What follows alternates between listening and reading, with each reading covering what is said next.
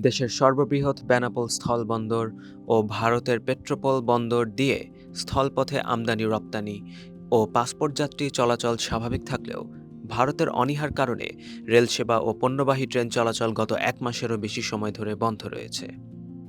ট্রেনের মাধ্যমে পণ্য পরিবহন বন্ধ থাকায় শিল্প কারখানার উৎপাদন এবং যাত্রীদের যাত্রা বিঘ্নিত হচ্ছে। কবে নাগাদ রেলপথে বাণিজ্য ও যাত্রী চলাচল স্বাভাবিক হবে তা এখনও নিশ্চিত নয়। খোঁজ নিয়ে জানা গেছে, বেনাপোল বন্দর দিয়ে রেল ও সড়ক পথে ভারতের সঙ্গে আমদানি-রপ্তানি বাণিজ্য ও যাত্রীবাহী ট্রেন চলাচল করে থাকে।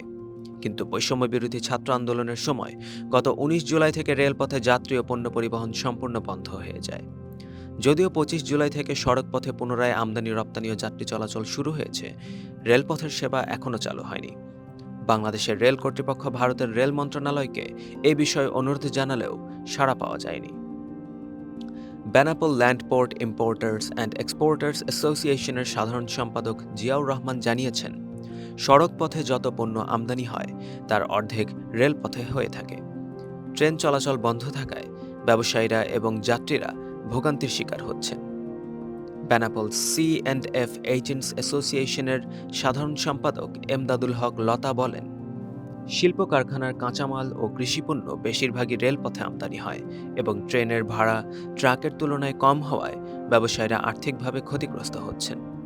বেনাপোল আন্তর্জাতিক রেল স্টেশনের মাস্টার মোহাম্মদ সাইদুজ্জামান জানান, ১৯ জুলাই নিরাপত্তাজনিত কারণে দুই দেশের মধ্যে রেলপথে বাণিজ্য ও যাত্রী চলাচল বন্ধ রাখার নির্দেশ দেওয়া হয়েছিল। এখন অভ্যন্তরীণ সেবা চালু হলেও আন্তর্জাতিক রুটে সেবা চালু করার জন্য ভারতীয় কর্তৃপক্ষকে অনুরোধ জানানো হয়েছে, কিন্তু এখনও কোনো সাড়া মেলেনি। বেনাপোল বন্দরের পরিচালক রেজাউল করিম জানিয়েছেন, ভারতের ঊর্ধ্বতন কর্মকর্তাদের সঙ্গে আলোচনা করে শিগগিরই বন্ধন এক্সপ্রেস ও পণ্যবাহী ট্রেন চলাচল পুনরায় শুরু করার উদ্যোগ নেওয়া হচ্ছে।